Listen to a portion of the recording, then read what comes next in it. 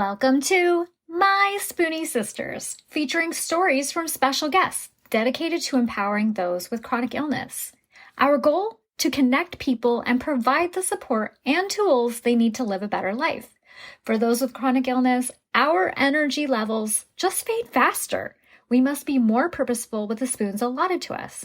So grab your coffee or tea, sister, and tune in as My Spoonie Sisters share stories of living with chronic illness. Hi, my Spoonie Sisters. I'm your host, Gracefully Jen, and I am here with Erika, and I am so thrilled, and I know I say this every week, but I'm always thrilled to share my Spoonie Sisters with you. So hi, Erika, how are you? Hello, I'm doing well. How are you today? Thanks for having me. Well, I'm doing pretty okay. I mean, before we started recording, I had a little chat with you about my special weekend. Now I'm thinking, like, what are the listeners going to think happened on this special weekend? Like, now it's like a mystery. Yep. Someday you're going to know the mystery of what happens in our lives. Mm-hmm. All right. So, Erika, let's talk about why you're here. And maybe I should have you start out by telling us a little bit about yourself. Yeah, absolutely. So I'm Erika. I am a Spoonie sister, which, I think I'm still, I don't want to say getting used to that term, but I feel like the phrase Spoonie sometimes captures like who we are and what we go through. And other times I'm like, I'm just a human, like battling pain. Do you know what I mean? Like, I love it. And I love your enthusiasm for it. And I also am like, wait, is that me? Like, it's not like I don't associate with it, but I'm just still sort of learning about it, I guess I would say. I see you wanting to say something. Go ahead. I'm nodding at you. Well, I think we're all kind of in that boat. Like, we all are kind of like, well, do I qualify? Do people think I'm here just for attention? When really, we are patient advocates trying to share our story and help support others. And that's what you're doing. And so that's why I'm so thrilled to have you on here. Oh, that's kind. A little plug back to me. I appreciate it. So I have chronic pain in my ankle stemming from years of physical therapy, injuries, surgeries, trying to go to appointment after appointment and figure out what's wrong and why aren't these exercises helping? Why isn't the typical injury trajectory making a difference? And I finally heard from several doctors that it's as good as it's going to get, which was really challenging to hear because I don't want to accept like, great, I have chronic pain in my ankle. Like, I've done all these things well, and I followed the plan, and now I'm done for life. Like, what? But it was also really liberating because it gave me the opportunity to kind of pull back from going to physical therapy 3 to 4 times a week, thinking today's my miracle. It's going to be the time that they wrap my ankle and it's suddenly healed. And I feel like I have since accepted. It's been about 2.5 years since I first heard that. And since that time, I feel like I've really gone deep into who am I if I am not going to be running? Who am I if I'm not going to be able to do all the things I want to do? And that's been a good opportunity for me. Do you feel like you have a sense of freedom now that you don't have to sit there and go, okay, well, it's time to go to physical therapy and not help myself again? Yes. I like ferociously nodding my head. Yes, 100%. I feel like I'm just such an organized, like linear person. For a lot of people, that would be type A, right? Like, I'm just so much of like a rule follower that I'm like, give me the plan and I will do it. And I'll go home and I'll do my homework. Like, I will execute, for lack of better terms. That going through the motions and having it not make a difference was exasperating and exhausting. And it also led to like constant disappointment and anger because I would feel, what did I do wrong? What type of exercise was not correct, or when did I overdo it? Or when did I, what should I have done? And constant what ifs or what did I do? Whereas now I feel like I can move forward into okay, because I have chronic pain, because this hurts all the time, what does my life look like? And what am I willing to give up or sort of shift accordingly? Which is a different headspace, but a lot healthier for me as opposed to trying to get back to who I was before injuries. Now I'm kind of moving into not a newer Erica, but just like a more free Erica that accepts where I'm at. Yeah. So let's backtrack just a tad. So how did this all begin? Was there one big injury? Was it multiple little injuries over time? How did this whole thing begin? Yes. So back in 2014, I was working at a summer camp. I was a day camp counselor, and it was like a lovely summer day. And we were all up at this playground, and I was sitting on a swing, just sitting. I was not swinging. My feet were on the ground. It was bark chips. And I stood up. It was time to like get all the kids to line up or whatever. And I stood up, and my foot totally just rolled. And I remember like, oh dear, something's not right here. Of course, that was probably like midday. So I kept going all day, limping on my foot. Again, hindsight's 2020. Like, I feel like I tell this story and people are like, well, why didn't you like tell anybody or sit down or take it easy? I'm like, because I didn't know. And like, you're taking care of kiddos, like life goes on. There are other problems to deal with. So I got home, took off my shoe that night. My ankle was huge and black, not like blue and purple, like bad. So of course, you do the whole rest, ice, elevate.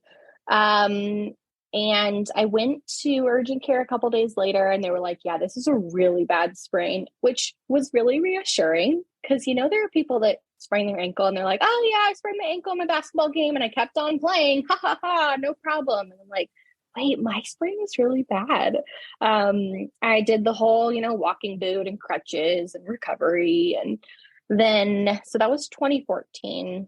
And then flash forward, I started running for enjoyment, which is also a really weird thing to say. I never thought I'd be one of those people. And my roommate at the time was like, hey, I signed up for a half marathon. And I was like, what are you talking about? You don't run. And she was like, exactly, I'm going to train. And so I started like running to train with her. And then she got hurt. And then I decided I would do the half marathon and just keep on going. And then I discovered a really like love-hate relationship with running. Like I didn't look forward to my runs, but then after every run, I would feel really accomplished. So again, I'm going to interrupt. Go ahead. 1 second. So how long was the plan to get ready for this half marathon? Yeah, I feel like it was 3 to 4 months because I definitely trained all summer, and I want to say that we signed up. She signed up around May, and then I was like, "Oh dear, what are you doing? I better like support you." And then definitely at least 4 months. She said, "Okay, I'm going to do a half marathon next month. Are you ready?" No, thank goodness. Thank goodness she like. Oh my gosh, we were really good for each other because like our strengths complemented one another.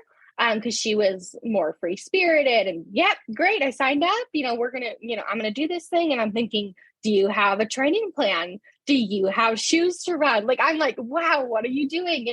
So that was so enjoyable to like support her. But also looking back, I'm like, wow, I just like suddenly started running after like I was in college at the time. So after like all high school, not really getting into sports and not really enjoying much. And then suddenly I became a runner. So flash forward, distance runner, lots of half marathons. My ankle was fine to the point where I was running a lot. I mean, at least like 20 miles a week. So definitely putting a lot of pressure on it, but not great. It would pop a lot and it would kind of like bother me. I'd wear a brace here and there, but it wasn't enough to like really get care for it. And then in 2017, I'll never forget, it was March 10th. It was a lovely Friday, sunny in Portland, Oregon, which is so rare for that time of year. And I was teaching. I was outside at bus duty. It was like 5 minutes until the official end of the school day. So I guess I should clarify, 5 minutes until like teacher time wraps. So students are on the buses, they're headed out, and the last bus is like right in front of me. And for whatever reason, I misjudged the distance to the curb and I tripped off the curb. And because of the story on the playground with the bark chips, I knew that I had for sure sprained my ankle. Like I was confident in that moment. I was like, okay, great. I was wearing Toms, so not like supportive shoes by any means. And then I start walking because at this point I have to get to the other end of the school where my classroom is. I start walking and I'm like, wow, this hurts badly. Like, I don't know if I can get to my classroom. This is also the time when the PE teacher stops me and she wants to chat about my class and, all the things. I'm like, no, I have to go. Anyway, I make it back to my classroom. I text my husband. I say, don't call me. I'm in so much pain. I sprained my ankle for sure. He texts back. He goes, okay, I won't call you. You have the car today, so I can't come pick you up. I'm like, I basically was like, I don't know what to tell you. You're going to need to solve your problem. Come and find me. I'm sorry. I was so having a hard time not laughing at that one. No, me too. Well, in that moment, I was like, I don't know what to tell you other than I'm trapped at my desk. I can't get up. I'm in my wheelie chair trying to keep working because I'm trying not to cry. I'm at work. I'm trying to wrap up my Friday. Anyway. So basically from that moment, I knew, okay, I've sprained it for sure. Let's see how ice goes. Let's see how this rolls out. And then that night, it just kept getting worse. And I was like, you know what? It's Friday night.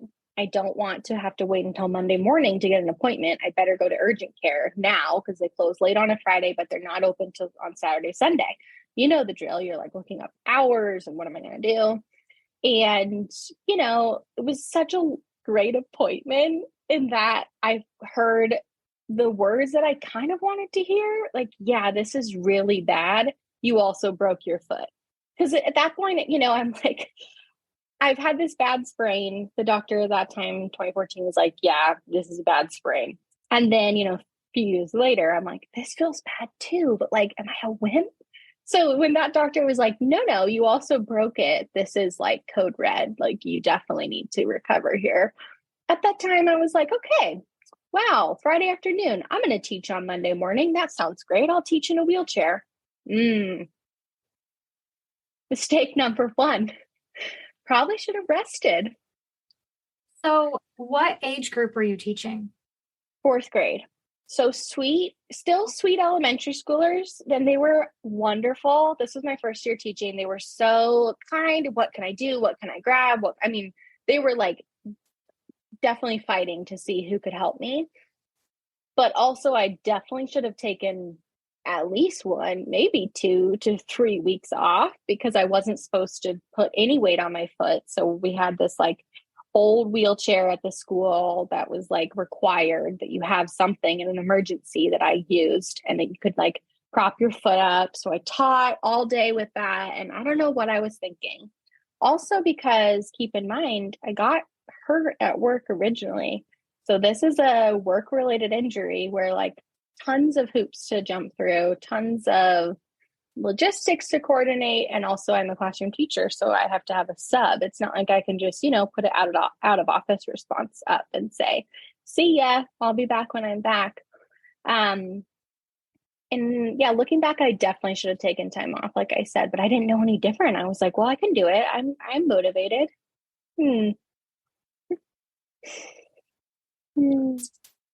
Power through. It's gonna be okay. It's really not that bad. Well, and I think we all have those moments where we powered through because that's what we thought was right. But then when we share our story or we hear about somebody else doing that, we're like, what? Why did you do that? What were you thinking? But to accept it was totally different. And I also had to keep in mind, I wanted to get paid to pay my bills. So I had to figure out how to keep going with work in some form. Well, and there's always that worry too. You don't want people to think that you're a baby and overreacting and that you're just kind of trying to milk things. And so it's always okay, do I tell people how I'm really feeling? Do we take this more seriously? Or do I just pretend that I'm totally fine and keep pushing forward? Yes. I think especially when it's an injury, people have advice. or they've heard of somebody that's gotten injured, or they know the right steps, or they look it up, and everybody's super loving. It's kind of like when somebody graduates from high school and the question is, what are you doing next? And it's like, they mean well. Everybody means well. It's also super overwhelming to get it from everybody. So looking back, I'm like, well, of course, everybody was kind of weighing in on what's next for you, or, how long are you wearing the walking boot, or when are you out of the wheelchair, or how long are you using one crutch? What's your physical therapy plan? Because people just wanted to understand sort of the trajectory of what's going on.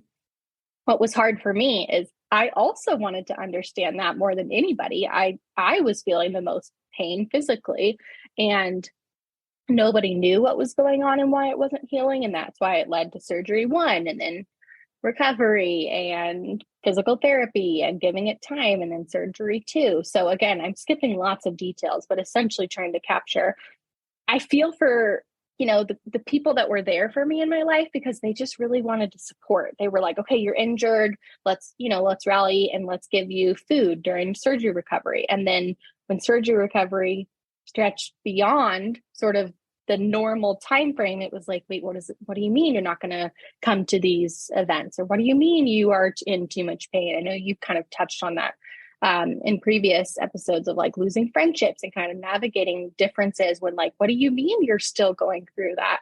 I think with the best of intentions, it's hard when it's not what you thought it would be. And other people are included in that as well. It's a community type thing. It's hard.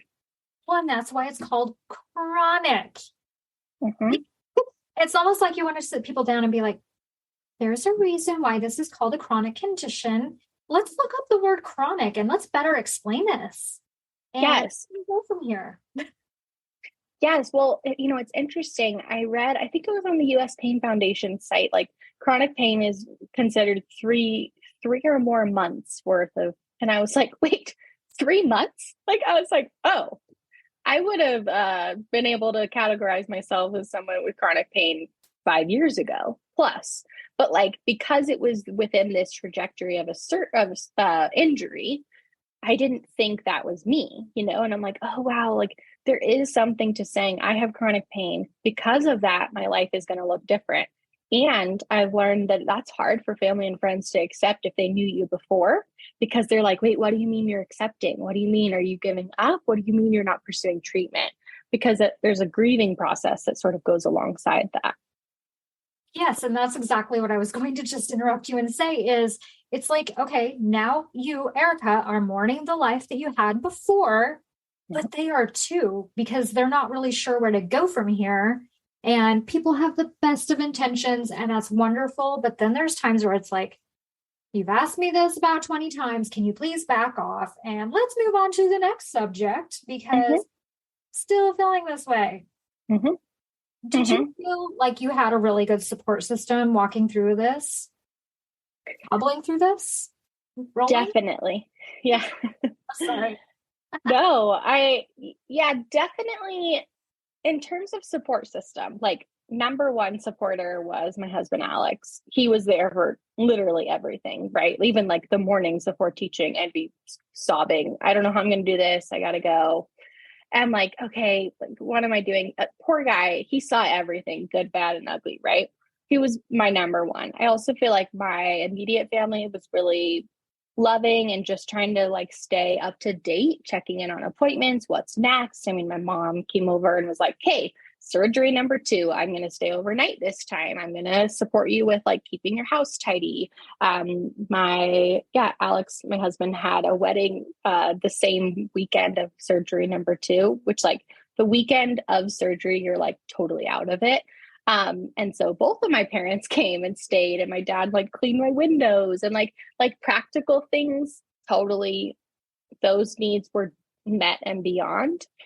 And I would say emotionally, I don't think I was capable of letting too many people in to really understand the reality, because I was in over my head trying to like get through it myself. So part of it was, okay, when's my next appointment? When's my next surgeon check-in? What am I going to say to the physical therapist tomorrow? Because again, it hurts. So when I say I had a lovely community and support system, I definitely did. I also think like I was totally incapable of really going there myself about how emotional it was, how sad it was, how exhausting, how angry I was, how exasperating it was to be teaching during this time and caring for humans that really needed a lot. Like, I'm like, I think I was going through the motions more than really going through the process. And so now I think like my support system is even stronger because I feel like I've done the work myself. Not that I've arrived. I don't think anybody's really fully arrived and like, oh yeah, I'm healed, all is well for the rest of my life. But I think there's a lot of work that goes on, at least that I've learned for myself, with accepting I have chronic pain and chronic illness. I have something that I'm going to navigate for life. And now I need to do the work to really go there and determine what that's going to look like. So during all of this, were you familiar with the term Spoonie? No. And yeah, so this is such a great question. I wish I would have known about it, because that would have really given me language to describe. Everything takes a spoon. I'm out of spoons by the time I get ready for the morning. And then I literally go teach 30 humans that like physically need to be walked places. And like I'm like, wow, what was I thinking? I couldn't even walk to the copier to like start my prep for the day for these kiddos that really needed me, let alone like behavior concerns and, management and yada, yada. So I would have loved to understand the spoon theory then, and also invite others into understanding it with me and unpacking it, because I think the language gives this platform for access. It's almost like the language invites other people into understanding, where it's not you versus me. It's sort of like, here's the theory, here's what I'm trying to describe. And then the amount of spoons can vary day to day, or, there's just so many ways that you can apply it. I wish I would have had that understanding at the time.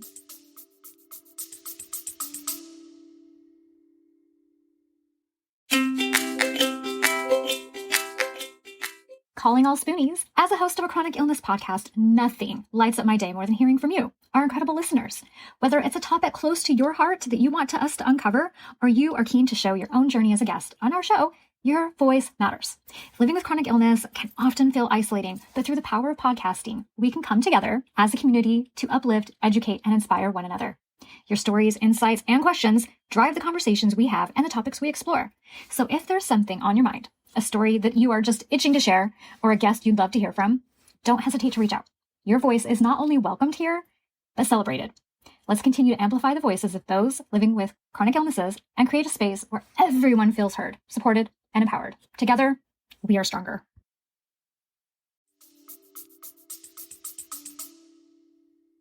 Well, I love the fact that you are brain fog. Can you tell? No, you're good. I'm just so not my friend today. But I love the fact that you are very familiar with it now. You've just completely dove in, and you're doing what a lot of us are doing. You're trying to find people that need you and need, I guess, the life lessons that you've gotten from this. I don't know how else to better phrase that. Again, brain fog. Okay, so you've done therapy, you've done surgeries. Did you do any support groups? That kind of thing? Oh, I wish I would have. I think they're like, when I say I was in like such a linear mindset, like it was not something that crossed my mind that I might have this forever, until like I finally heard multiple doctors, like multiple people in authority, you would say at that point, that I was looking toward to kind of give me the reassurance.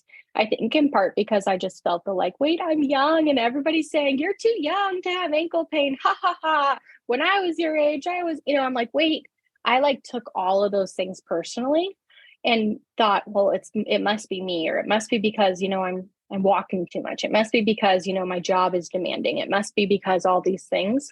And so I didn't really start doing the work in terms of my own healing and growth until, so 2020 was when I heard, okay, this is as good as it's going to get. In 2021, it was like, ooh, okay, I better start doing therapy, because I need to process, how do I ask for help?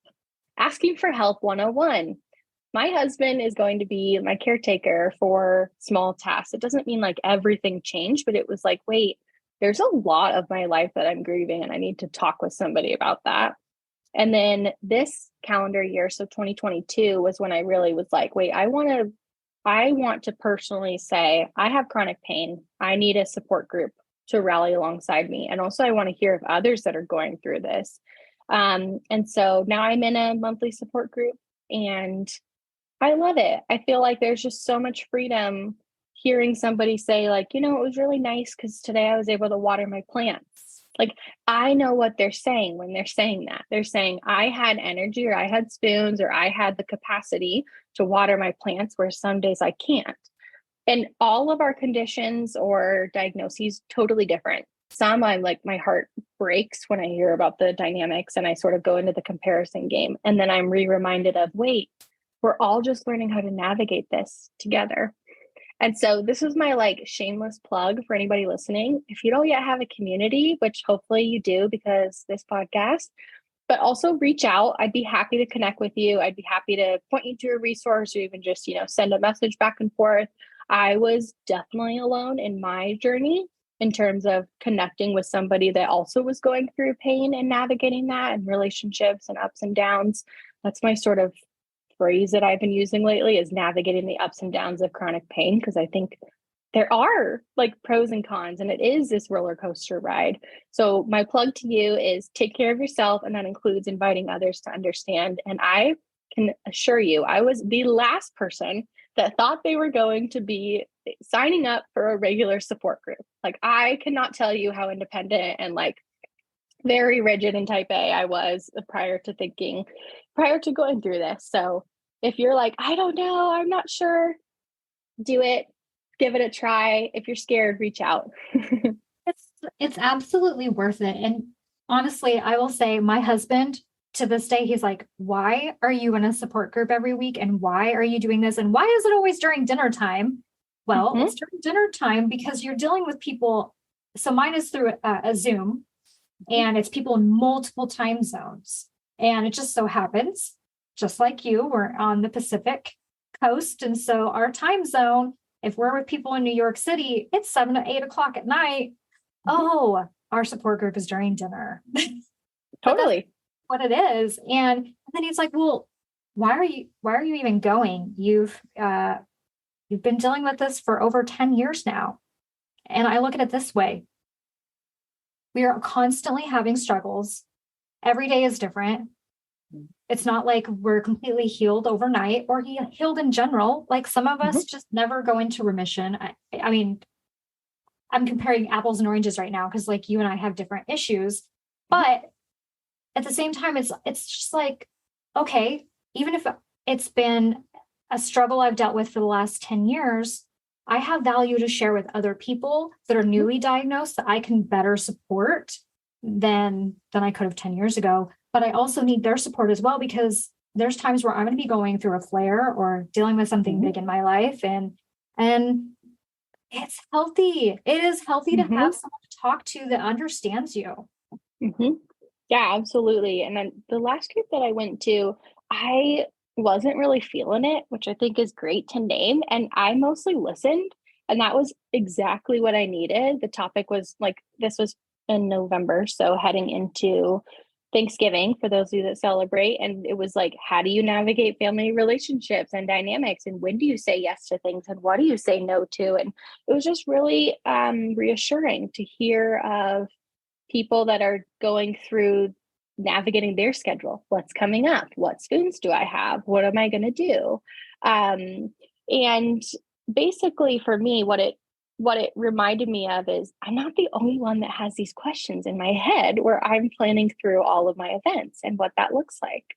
And yeah, the support group that I attend, it's a national group. And it also, so there's a couple options. All of the support groups that I started with are through US Pain Foundation, which I seem to be plugging them, but also I just appreciate the work that they do. So shout out. And basically they have tons of groups, so specific to time zones or specific to groups that you identify with, people of color, LGBTQIA advocacy and pain. I'm thinking mine is specific to Oregon, although I'm in Washington state. And then all different times of day, which is helpful for me because I work full time. So I'm like, wait, I got to figure this out. How am I committing to this? And the other thing that I would say, speaking of commitments, is it's been really encouraging to see my community of people, family and friends that know like, oh, Erika is attending a support group because she's accepted that she has pain. Like it's a regular part of my schedule. It's something they can count on. They can ask me about what I've learned or not. And I feel like that accepting it for myself was huge to sort of name, I have pain. I'm going to go to a support group and others are going to know about it. That was huge for me too. It was like, when you look at me, you don't see anything that would sort of remind people that I'm going through something physically. And I feel like committing to this in my schedule was really important for me and then also for others.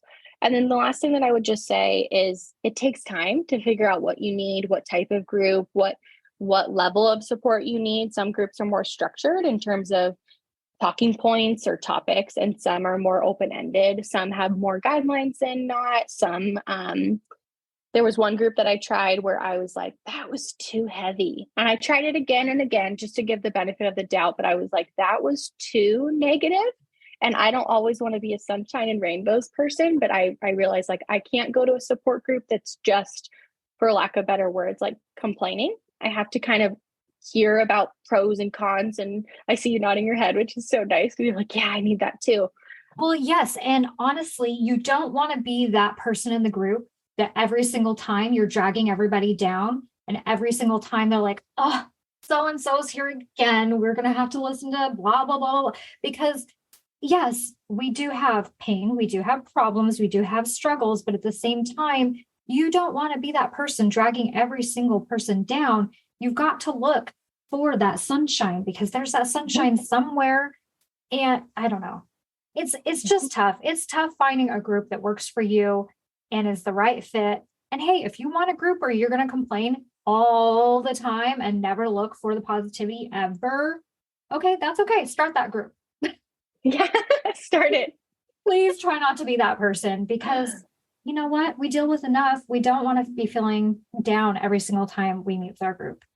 But that's just me. And I think, yeah, but I think like to use the plants example, like that was so exciting for me to hear. And it sounds really silly, but I'm like, wait, you mean somebody else thinks through like, when am I going to stand and move my plants and water them? Like, I'm like, oh, I'm getting emotional thinking of it because it was like, that was so important for me to hear that week. I really needed that.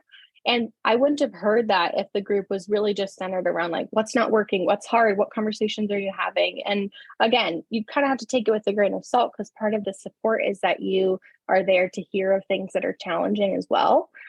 So again, plug for support groups, plug for just people that are going through it too. And I think it's really important and impactful. Find that balance. I would probably recommend when you're in a support group, okay, if you're going to bring the 5 things that went wrong that week, end it with saying 3 things that went well. Maybe this week you were able to roll out of bed okay. That's a positive, right? I don't know. Maybe I'm just trying to find the positivity. Not that I want to share like toxic positivity to anyone, but you just kind of want to bring it around and not just focus on the bad. Well, and there's something to your like spirit when you're like, wait, it was so nice to be able to like put on fresh pajamas, which means like I was able to do laundry or I asked for help with my laundry or something. Like all of those count as positives. It doesn't have to be like my day was incredible. Because let's be honest, we're probably not going to have that most of the time, or our incredible like meter or threshold is different because, you know, incredible, quote unquote, would also include pain, which is also something I'm trying to get better at naming to people is I don't have 5 minutes where I don't feel the pain.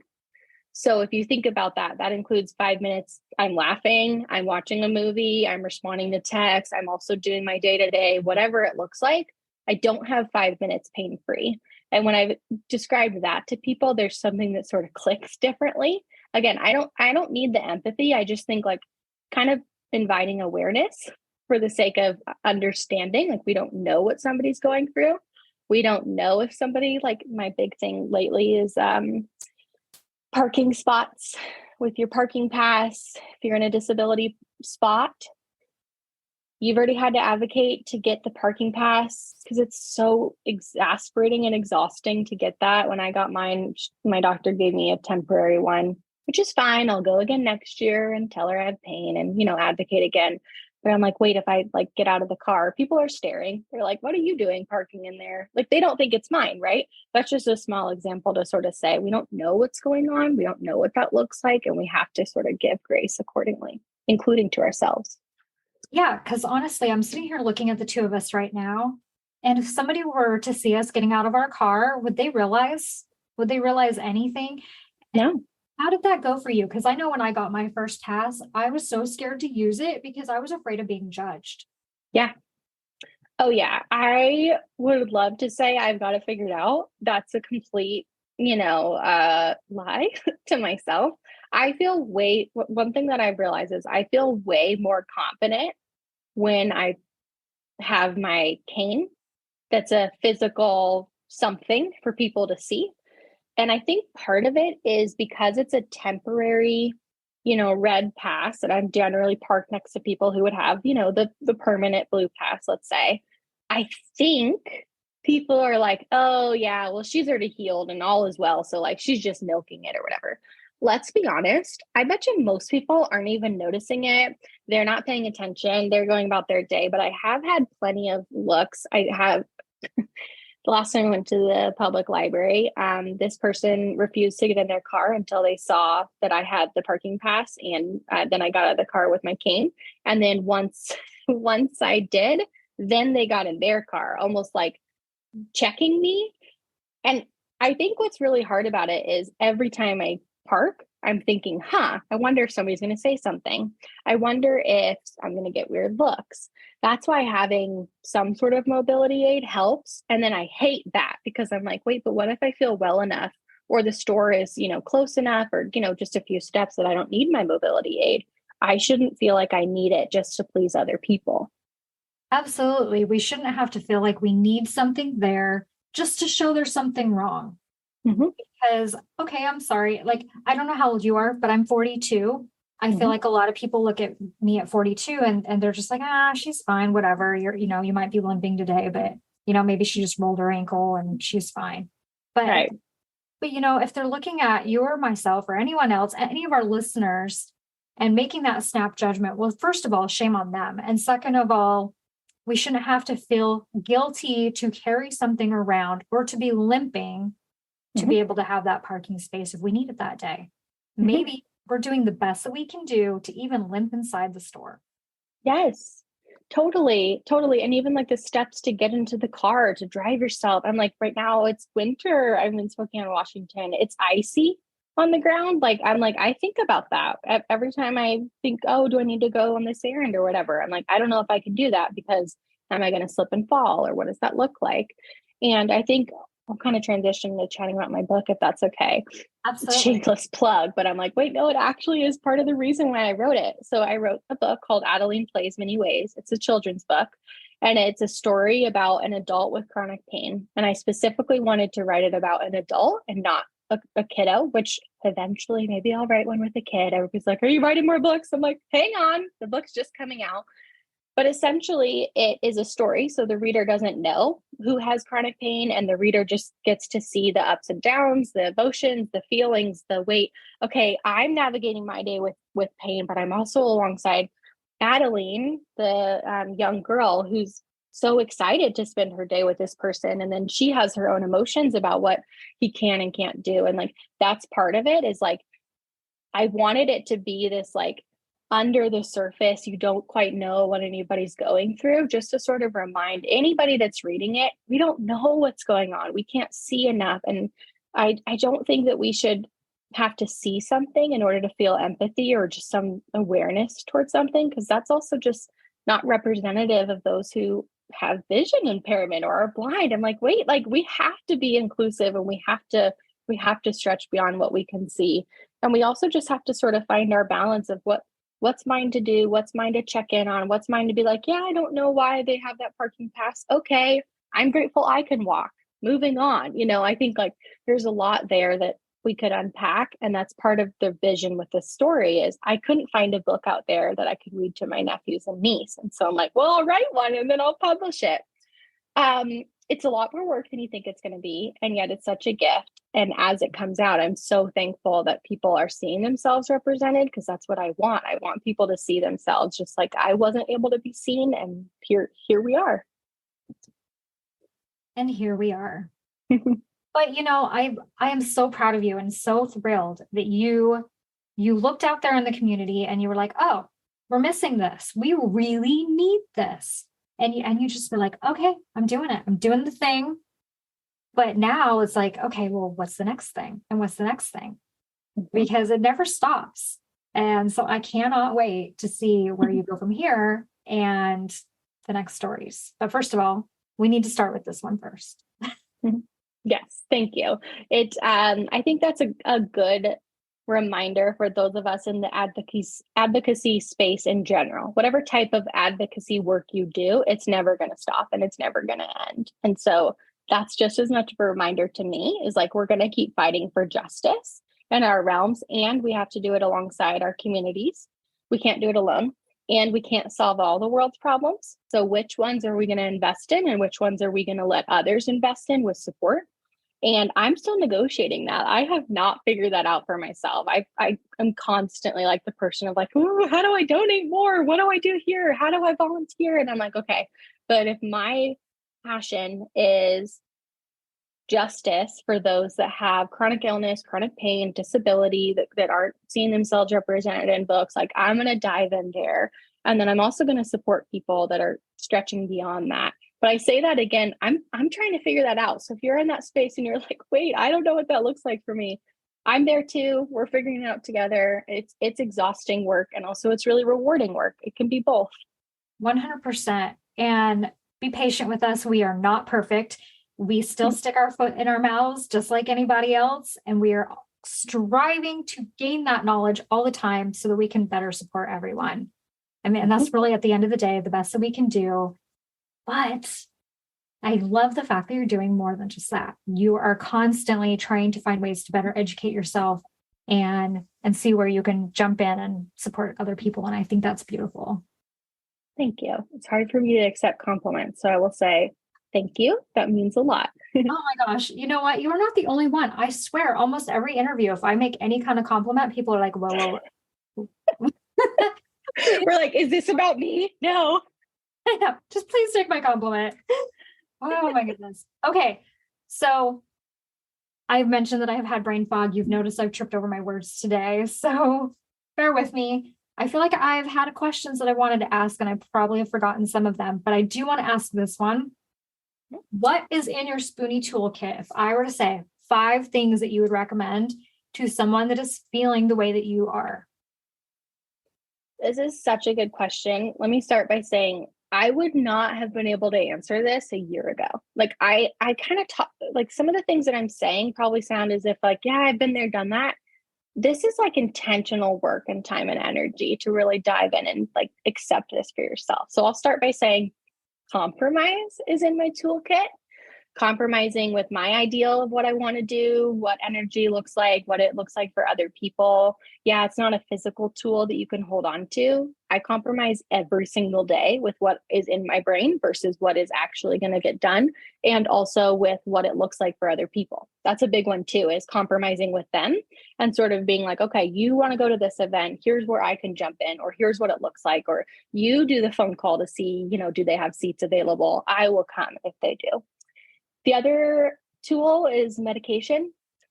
There are lots of different tools out there. I would say like part of it for me was naming, wow, I have chronic pain.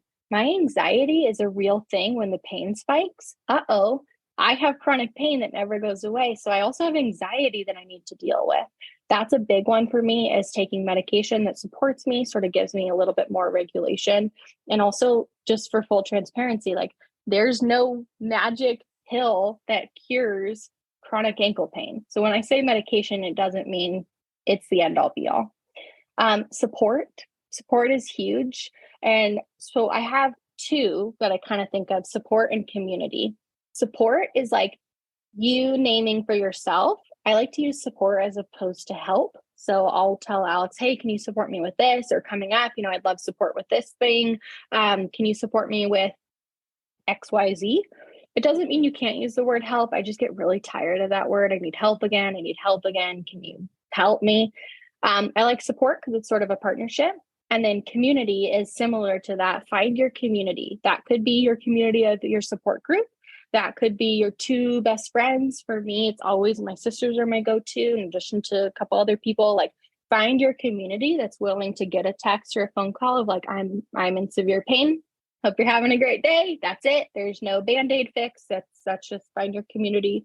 Find people that are willing to do the work with you, to learn and to like advocate alongside you, to come to an appointment, to, I don't know, basically just be in it with you. When I got my cane, my community was like, that's so awesome. How'd you find it? Great. I've gotten other questions that are like, why? So you can see the difference there is one sort of side is, oh, why? That's so great. I'm so proud of you. And one is like, huh? And then grace. Grace is the biggest tool in my toolkit, and it's constantly something I'm working on. There's this phrase that I like to use, give yourself an extra scoop of grace, where it's like, if you think about this like classic lunchtime or cafeteria image where they like pick up the like runny gravy or like mashed potatoes and then they slop it on your tray. Do you know what I'm talking about? Like, that's what I picture with the scoop of grace is like, here you go. Here's an extra one. And like the person next to you got a small amount because they're okay, but like you need an extra scoop of grace. Or like for me, ice cream, love it.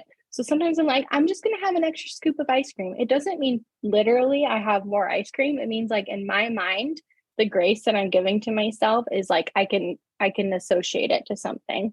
And all of these things with the like, with the exception of medication, all of these things are more like outside of the box theories or things. It's not like, okay, I'm going to go to the store and I'm going to grab 5 things in my toolkit. These are things that I've learned over time that I'm like, wait, these are my practical go-tos that I actually need when I travel. I need grace when I travel. I also need community. I need support. I need compromise for myself. Those are my go-tos, and also they're still forming. I'm still learning them. I have not figured it out fully. That is a wonderful list. I just have to say, I love the fact that it's not like you're like, okay, here's my Amazon list. Yeah. You're thinking outside the box and you're thinking about mindset, really. I mean, that's what I'm kind of getting out of this is a lot of mindset and giving yourself grace, and probably giving a lot of grace to other people as well, as, you know, as you're dealing with judgment or whatever it is you're dealing with on a daily basis, you know, because it's ever changing. Yeah. Yeah, absolutely. And I could totally say like, oh, my heating pad and my dinner, like I could give you the practical tools, which if you want to know, reach out, happy to connect. But I think the bigger things for me are like the mindset shift so that I'm able to accept, I need to bring my heating pad everywhere I go. That's really frustrating. I don't want to have a suitcase full of stuff because I have chronic pain. Do you know what I mean? But like giving myself that grace and reminding myself, oh, but I'm compromising because I'm going to this event and I need these things. That's where it comes about for me. So it really is that mindset. You're right. Absolutely. Okay. Last big question for you. I hope you're ready. Hit me with it. All right. If you were to nominate a fellow Spoonie sister, who would it be? Oh my goodness. I feel like the first thing that comes to mind is like, oh shoot, like please don't be offended if I don't pick you. So if you're listening and you're like, I hope this is me, I think I would pick Megan from It's Not in Your Head. She is somebody that I found through Instagram, and you can tell the accounts that are authentic and that invite you into the experience. And that's what I feel from her. And I also just appreciate the like realness that I get from her. Like, today's a high pain day. Here's what I'm doing about it. Yes, I'm annoyed. Yes, I'm watching a lot of TV. Yes, this is frustrating. Also, I can connect with her and like we've shared messages back and forth. I'm like, thanks so much. Like, you're a quote unquote influencer, right? This is your full-time job, but also you are authentic enough to like establish relationships with the people that are following you. And I think she's doing really important work while she's also, while she's sort of going through these like foundational formative years, which is just really cool to see. And I could shout out so many people. So let's chat again and I will have like 5 more go-tos. Love it. I know. I feel like if I were to try to give a list, it would be this annoying list of like 50 people. And so it's really hard. It's really, really hard to answer just one. But Megan, I hope you're listening to this episode when it airs. We want to give you a big shout out. Just you're a rock star and keep doing what you're doing because we need more people like you that are being absolutely genuine and supportive of others. So there's our shout out. Cheers. All right. Is there anything that we have left out that you would like to talk about today? No, thanks. I mean, you know me, I could chat for however long you have, but let's let our listeners go. Thanks so much for tuning in. Well, thank you so much for your patience with me as I've been in this weird space today. I apologize. I was hoping to be better for you today, but that's okay. That's just... I know thing. You keep saying brain fog. I'm like, please, listeners, help me out. I'm like, she's crushing it. All is well. And you gave me a huge platform to like connect with fellow Spoonies. So I'm grateful. You're great. Thank you. I think no matter what, we're all kind of a little bit hard on ourselves. And, you know, at the end of the day, I need to give myself that big scoop of sloppy grace too, because yes, I have high expectations for my morning. And then I get up and it's like, oh, yeah, it's not going that way. Yes. And if you think of that like scoop of grace, let me know. Because I feel like it's this tangible thing that you can kind of like, it's sloppy and it's messy, but like, yep, I need it again. Great. So let me know if you resonate with that. Use it for yourself. I have this great idea for you. I think maybe you need to have like your daily sloppy scoop of grace on your stories every day. Oh, that's true. Yes. Maybe I should. Yes, actually, that's a good idea. Maybe that's my thing. Like every day sort of naming to everybody, here's my scoop of grace. What's yours? Exactly. I like that. That could be a lot of fun. See, if you ever need tips, just call me. Okay, perfect. I think fun, random things to do for the day. All right. I love it. Thank you so much. And I appreciate you coming on here. We'll definitely have to have you back. I say that to everybody, but I truly mean it because I think I have found the most amazing people. So. Well, cheers to you. Hope you feel better. Take care. Thank you so much. And everyone out there, thank you for joining. And don't forget your spoon.